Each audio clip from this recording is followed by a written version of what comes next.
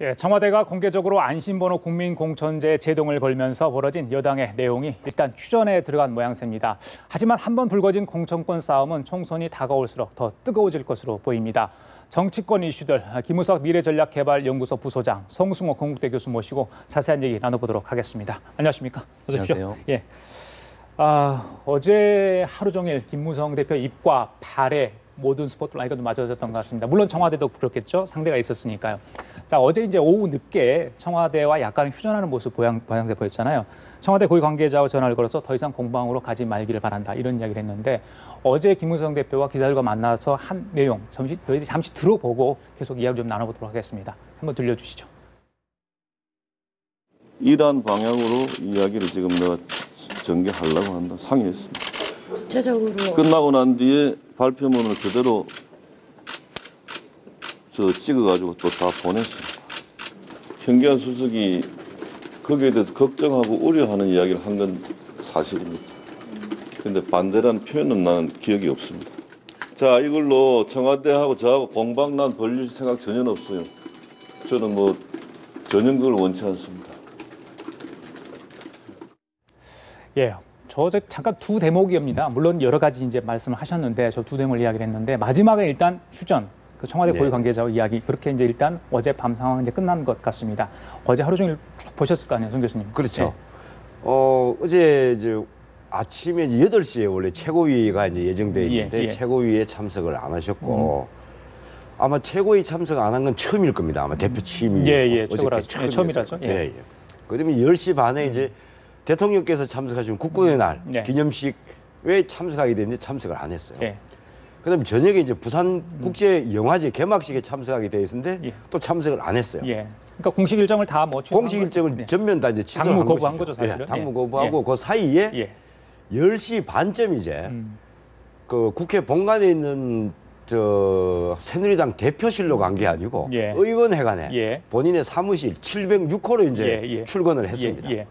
그 조금 전에 이제 그 발음 나온 그 화면도 706호죠. 근데 아마 김무성 대표 입장에서는 처음으로 아마 이게 본인이 이제 당무 거부라면 당무 거부인데 대표로서 처음으로 이제 그런 그 행동을 한 거죠. 아마 굉장히 나름대로는 강한 메시지를 이제 던지고 그 사이에 이제 기자들과도 이제 이런저런 얘기를 하고 어쩌면 이게 자꾸 청와대하고 진실 공방 게임으로 가니까 아이고 이제 더 이상 진실 공방 게임 안 하겠다. 이제 그렇게 했고 그 저녁에 청와대 이제 그야말로 고위 관계자하고 통화를 해서 이제 더 이상 공방은 하지 말자. 우리가 이제 이렇게 제의를 했고 청와대도 그 수용을 했고 그래서 이제 일단은 봉합이 된 것처럼 보입니다. 보이기는. 그러나 아직까지는 이제 이건 어떻게 보면은 우리가 그 권투로 말하면은 12회전 중에 이제 1회전만 겨우 이제 아직 한참 남았네요. 3분 끝나고 이제 땡 돼가 이제 서로 좀 쉬고 있는 그런 상태 같아요. 왜냐하면 공천 룰은 어떻게 보면 청와대 입장도 일리가 있습니다. 그리고 김무성 대표 입장도 일리가 있고 이걸 어떻게 이제 양쪽의 의견들을 다 수용을 해서 적정한 해법을 찾아내느냐가 문제이기 때문에 룰을 둘러싼 그 어떻게 보면 전쟁이라면 전쟁이고 의견 대립이라면 대립인데 아직까지는 이제 끝났다고 볼 수는 없겠죠. 이제 시작이죠. 자, 부장님 어제 양상들 어떻게 보셨어요? 진실 게임 방금 말씀하셨는데 결국 약간은 휴전 봉합하려는 노력들을 좀 보였는데 과연 이게 봉합인가 말씀하신 것 아직 많은 회가 남았다 이렇게 저희들이 봐야 되는지 모르겠습니다. 어떻게 보세요? 어차피 당내에서는 당에서 가장 중요한 계기적으로 보면 가장 중요한 일이 공천 작업 아니겠습니까? 그러면 내년에 총선을 앞두고 공천이 있을 때까지는 크거나 작거나 이런 여러 가지 갈등이나 아니면 조율 과정이 있게 돼 있죠. 여러 가지 의견들이나 이해관계의 충돌이 있으니까 당연히 있을 겁니다. 단 이번에 어제 김무성 대표께서 당무 거부 얘기가 나오는데 예전에 YS를 역시 또 벤치마킹 하는 거 아니냐 이렇게 하는데 그거 좀 무리한 말씀인 것 같고 어제 거부라기보다는 잠깐 안 나오신 정도로 보는 거고요. 그래서 본질적으로 문제는 지금 그 새누리당 내에는 친박이 있고 비박이 있지 않습니까? 반박도 아니에요. 친박이 있고 비박이 있어요. 근데 친무대는 없습니다. 사실 몇 분 아주 세력화하기는 그렇기 때문에 YS처럼 딱 나와가지고 단체 행동을 할 수 있는 그런 정도로 지금 당내가 이렇게 친무대, 친박 입학 이렇게 예. 나눠 있지가 않다라는 예, 거죠. 예, 예. 겹쳐 있는 부분들이 많고 그래서 그런 갈등에가 극단적으로 가기는 쉽지는 않다 이렇게 예. 보고요. 결국은 어제 결국은 서청원 최고위원이 최고위원회의에서 말씀하신 게 지금 정도 김무성 대표의 퇴로를 열고 합의점들을 좀 이렇게 추스리면서 물꼬를 트자. 예. 그래 결과적으로는 협의기구에서 이 문제를 해결하면 되지 않느냐 이렇게 해가지고 열어준 거고 예. 뭐 청와대나 김무성 대표께서도 이 부분에 대해서는 같이 공감을 했다 이렇게 예. 저는 봅니다. 그래요, 알겠습니다. 방금 송 교수께서 이제 김무성 대표의 어제 동선 예를 좀 쭉 하셨는데 뭐 여러 가지 뭐 해석을 할 수 있겠죠. 뭐 몸이 찌뿌둥했는지 뭐 나왔는지 그건 좀 확인이 안 됩니다만 하여튼 그거고 청와대와 상의했다 그 부분이 가장 큰 핵심 아니었겠습니까? 어제 그렇죠. 그 부분이 핵심이었는데 자 이게 과연 본인이 노렸던 건지 아니면 자충수였을까? 그 부분은 어떻게 저희들이 받아들여야 합니까? 근데 제가 볼 때는요. 그 김무성 대표도 이제 청와대에 비서관을 했지 않습니까? 예. 그래서 청와대 업무 행태를 누구보다 잘 아는 예, 분이에요. 그리고 지금 그 청와대와 그 김무성 대표와의 가교 역할을 맡고 있는 예. 정무수석, 현기환 정무수석하고 김무성 대표하고는 또 아주 가까운 사이예요. 형님하고 하신다. 아주 가까워. 단순히 형님하고 사이가 아니고 굉장히 아마 제가 알기로는 김무성 대표가 현기환 그 정무수석의 정치권으로 들어오는데 굉장히 큰 중간 다리 역할을 해준 걸로 제가 알고 있어요. 가까워요. 그래서 그 아마 대통령께서 현기환 수석을 임명할 때도 그런 부분, 김무성 대표와의 관계도 아마 고려가 됐을 거예요. 제가 볼 때는. 그래서 서로 얘기를 주고받는 건 당연한 겁니다. 근데 다만 이제 이게 자꾸 청와대에서는 보고라는 용어를 단어를 자꾸 써요. 근데 그 보고라는 단어를 쓰면 안 됩니다. 그러면 어떤 단어가 적정합니까? 협의죠, 협의. 당 대표와 청와대 간의 어떤 그 중간 전달자에게 의견을 대표 입장에서 통보해 주는 거예요. 그러면 그 의견을 정무수석이 받아서 대통령이나 비서실장과 다시 협의해서 청와대 의견을 또 이쪽에 통보를 해 주는 거고 그 과정에서 조율이 이루어지는 거란 말이죠. 근데 기본적으로 인식이 지금 서로 양쪽이 틀려요. 김무성 대표는 협의했다 하고 청와대는 보고라는 단어를 쓴단 말이죠. 협의했다, 보고받지 않았다. 처음에 이렇게 됐어요. 그 뒤에 그러니까 또 이제 친박계 일부 의원들은 그럼 도대체 김무성 대표는 말이야 협의했다는데 누구하고 협의했냐 이름을 밝혀라고 또 친박이 김무성 대표 공격을 했어요. 그러니까 김무성 대표 또 청와대도 우리 협의 받은 사람 아무도 없다 이래 됐어요. 그다음 김무성 대표가 협의했다. 분명히 청와대 누구라고 밝히지 않겠지만 협의했다고 하니까 청와대 그 뒤에 사실 누구하고 협의했다. 그러나 서로가 청와대는 분명히 반대 의견을 밝혔고 밝혔다. 근데 김무성 대표는 반대 의견이 아니고 우려를 표했다. 그러나 이거 가지고 핑퐁 게임 안 하겠다. 김무성 대표는. 그러면 우려면 우려고 반대면 반대 좋다. 더 이상 그 얘기 이제 하지 말자. 이렇게 돼서 일단락 된 거 아니에요. 맞습니다. 이 과정에서 제가 좀 안타까운 부분은 어떤 점이? 아니 두 분이 다 한국말로 했을 건데 의사 전달에 왜 그렇게 안 됐을까요? 청와대에서 대통령께 언제 보고하고 안 하고는 사실은 중요하지 않습니다. 이미 안심번호 제도를 놓고 대통령과 청와대에서 이미 대통령께서 그 미국 순방 떠나시기 전에 이미 그 부분이 다 나와 있는 부분이 대통령 뜻은 이미 청와대 참모진 다 알고 있었을 거예요. 그런데 서로가 의견 교환을 하는데 김무성 대표 같은 분은 평상시 성격을 보면 청와대와 거의 뭐 각을 지면서 업무를 추진하는 분이 아니에요. 그런데 그 정무수석하고 대표가 서로 간의 의견을 나누는 과정에서 왜 그렇게 의견이 극단적으로 갈리는지 제가 이해가 잘 안 돼요. 왜 이런 일이 벌어졌다고 생각하십니까? 그렇다면. 저는 본질적으로 이 부분이 서로 봉합을 하고 같이 가자, 협의기구를 통해서 가자 그러면 이런 논쟁 자체가 불필요한 거였다고 생각을 합니다. 뭐 김무성 대표께서도 억울한 점이 있을 수는 있지만 그거를 다시 진실공방의 장으로 끌고 나가는 거는 이번에 서로 하지 않는 게 처음부터 시작하지 않는 게 좋았지만 일단 이렇게 된 마무리를 봉합을 하고 이렇게 간 건 잘했다고 생각하고요.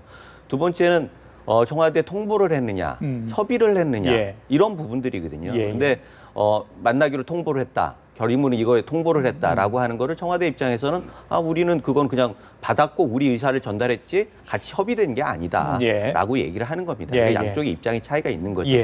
저는 그 대목에서 하나 더 중요하다고 하는 건 김무성 대표께서 문재인 대표와 같이 회담을 하기 전에 그 내용에 대해서 청와대뿐만 아니라 당내에서도 논의가 없었다는 거예요. 구체적으로 그 다음에 나온 당내의 반응이 그럼 국민공천제가 안심번호 여론조사냐, 여기에 대해서 당내 합의가 있었느냐, 거기에 대해서 공감을 하느냐, 납득이 되느냐라고 하는 문제 제기를 하는 거거든요. 그런 부분들에 대해서 당내에서조차도 협의가 안 된 상태이기 때문에 청와대에서 그렇게 얘기하는 게 어떻게 보면 일리가 있다, 이렇게 받아들일 수 있다라는 거죠. 단 이 부분이 이제는 어제 저녁불로 일단은 그럼 새로운 협의 기구에서 논의를 하자라고 했기 때문에 이제는 조금 더 오픈 마인드로 양자가 좀 열려 있는 마인드로 새로운 대안들에 대해서 좀 객관적으로 판단하고 이렇게 협의를 할 수 있는 그런 구조가 돼야겠죠. 근데 그 협의 부분에 대해서 저는 의견이 조금 다른 게 그래요? 이제 이런 거 아니에요. 친박계에서는 왜 당내의 협의도 거치지 않고 덜렁 야당 대표하고 그야말로 의견 조율을 해왔느냐 이거 아니에요. 협의 보고가 그렇게 중요합니까? 이 상대적으로 근데 이게 그거는 받아들이는 저는 그거는 좀 친박계에서 주장을 잘못하는 것 같아요. 왜냐하면은 여야 의원들로 구성된 당내 정치개혁 특위가 있지 않습니까? 그 특위에서 이미 안심번호 제도를 도입하자, 도입하는 법안을 개정하자라는 부분 이미 한 달 전에 합의가 돼 있는 내용이에요. 그리고 이 정기특위에서 여야 간사간에 계속 협의를 했는데 협의가 안 됐잖아요. 그래서 김무성 대표가 공개적으로 이제 야당 대표하고 단판을 지을 수밖에 없다라고 언론을 통해서 공개적으로 제안을 했고 그래서 그 뒤에 또 추석 연휴 때 만나겠다라고 또 얘기를 했어요. 그렇다면 당내 논의는 다 거친 거예요. 아, 그래요? 그리고 김무성 이제 문재인 대표하고 이제 만나서 합의안을 낸 게 아니고 잠정 협의안을 갖고 두 사람이 분명히 발표할 때 그랬어요. 자, 이제 각 당에 돌아가서 추인 절차를 밟자. 이래 된 거예요. 그럼 추인 절차라는 게 뭐냐면 새누리당에 이제 이제 일단은 최고위원회 거치고 그다음에 최고 의결 기구인 의총을 거치자.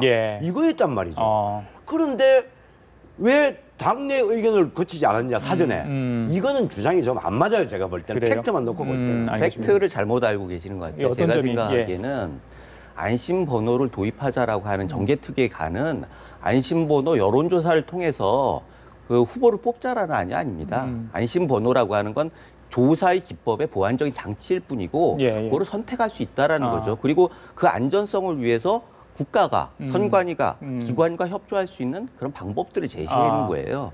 그래서 그거를 안심번호를 적용한다. 그래서 안심번호를 통해서 여론조사를 통해서 그러면 국민 경선을 대신한다. 이건 완전히 다른 얘기입니다. 예를 들자면은 오픈 프라이머리냐 아니면은 여론조사냐. 이 두 가지가 아주 단순하게 구분된다면 우리 오픈 프라이머리에 대해서 당내 합의를 당론으로 이끌었단 말이죠.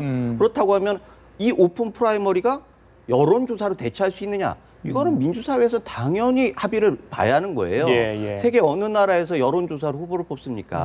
그런 경우가 없기 때문에 그 자체에 대해서 논의가 있고 합의가 있지 않은 상태에서 아까 말씀하셨듯이 잠정 합의이기 때문에 상관이 없다라고 말씀하실 수도 있지만 물론 뭐 자주 만날 수 있고 그렇게 협의가 아주 순조로우면 모르겠지만 여야 대표 회담을 그렇게 가볍게 생각할 수 없잖아요.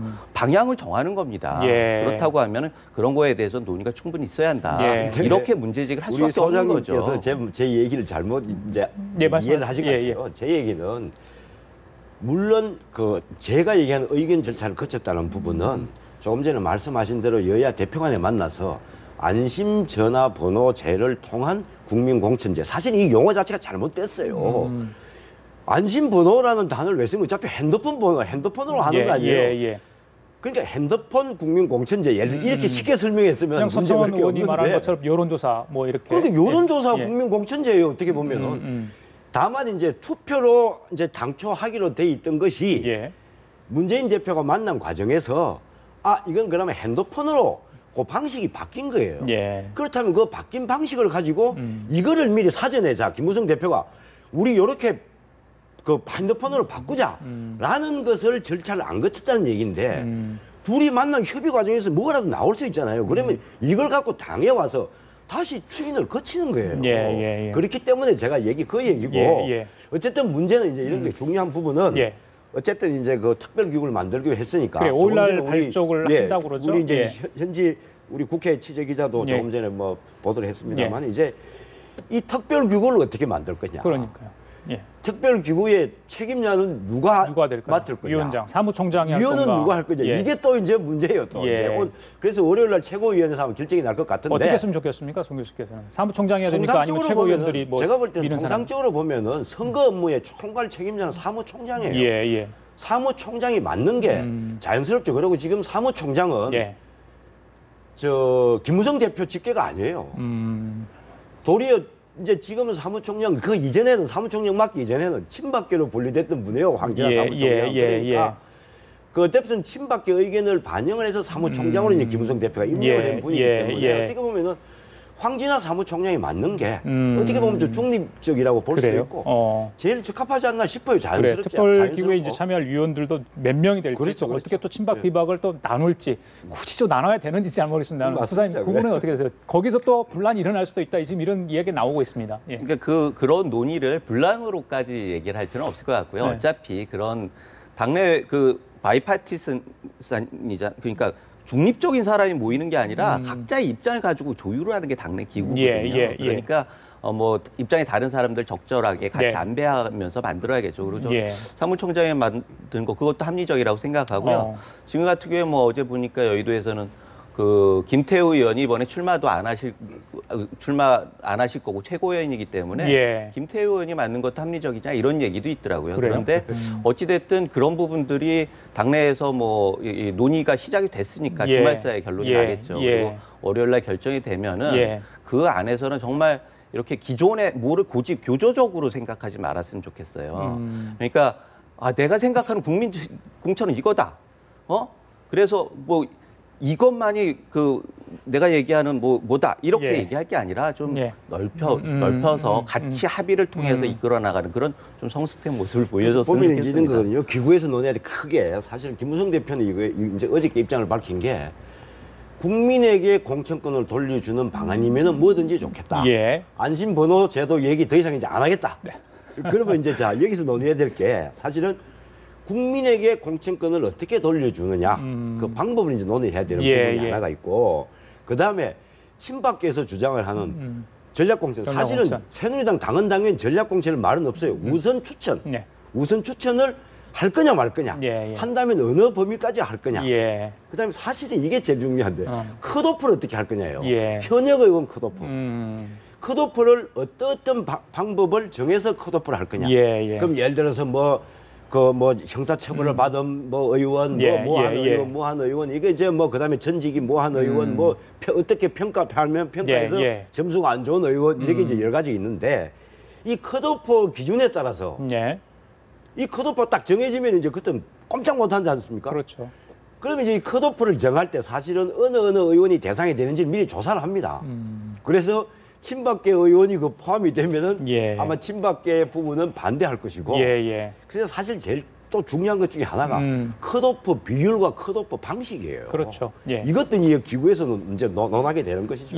지난번에 의원총회 때 특별국회를 이제 제안을 하지 않았습니까? 그때 이제 이미 김무성 대표가 한 걸음 물러선 거 아니냐. 그런데 방금 말씀하신 것처럼 공천권을 국민에게 돌려주면 모든 걸 할 수 있겠다. 그러니까 여기서 더 빼서 이제 안심번호를 아예 포기한 것 아닌가 이렇게 해석할 수도 있지 않겠어요? 선생님 어떻게 보세요? 안심번호 부분은요. 뭐 다시 논의를 해야겠죠. 그러나 단 어제 김문수 뭐 위원장이 얘기했듯이 우리가 예전에 한나라당에서부터 계속 논의가 있었고 그 부분에 대해서는 폐기한 아니다라고 얘기를 했고 그게 뭐 혁신위원장을 했던 분의 얘기고 오늘 아침 신문을 보니까 정계특위 내에서도 통신사들 의견에는 다 반대 입장을 보였다 이런 발표가 나왔어요. 근데 정계특위 논의 과정에 이제야 이런 얘기가 나오고 그 과정이 공개되지 못했다는 것도 그 정계특위에서 하는 안들이 서로 이게 정말 객관적이고 공정했던가라는 의구심을 갖게 하는 거고요. 안심번호는 예전에 기억나실 거예요. 노무현 대통령하고 정몽준 의원 그 단일화 과정에서 여론조사를 가지고 했습니다. 그때 당시 한나라당에서 어떻게 여론조사 후보를 뽑냐 해가지고 맹비난을 했었어요. 그리고 잘 아시다시피 통진당에서 그 관악구 을에서 여론조사를 통해서 어떤 했는지 잘 알지 않습니까? 제가 오기 전에 핸드폰을 가지고 주소지를 변경을 해봤어요. 3초면 바꿉니다. 그렇다고 하면은 야당에서 20개 지역에 전력 공천을 한다고 하는데 20개 공천을 하는 지역의 당원들만 모아서 어디 집중적으로 해가지고 공략을 하자라고 한다면 산술적으로 계산하면 15만 명 유권자 중에 요새 보니까 한 2% 정도 답변율을 보더라고요. 그럼 3천 명이죠? 3천 명인데 3천 명에서 이거 바꾸는 거 일도 아니에요. 그런 현실적인 그걸 다 고려해가지고 일단 폐기한 아닌데 그게 비밀리에 붙여지고 반대 의견이 비밀리에 붙여지고 됐기 때문에 이런 부분들에서 문제 제기를 하는 거고요. 지금 뭐 논의되는 과정에서 여러 가지 얘기가 있는데 우리 당원 당규에 제가 찾아봤어요. 당규에도 나와 있습니다. 우선 공천의 요건들이 명확하게 규정이 돼 있어요. 뭐 제가 이걸 읽지는 않겠습니다만 앞으로 하나만 여쭤볼게요. 그렇다면 이제 사태가 이제 봉합될 수도 있다 이렇게 보면 되는 겁니까? 아니면 김무성 대표가 제2의 카드를 들고 또 나올 수 있는 건지 꼭 간단하게 두 분이 한 말씀만 해주시죠.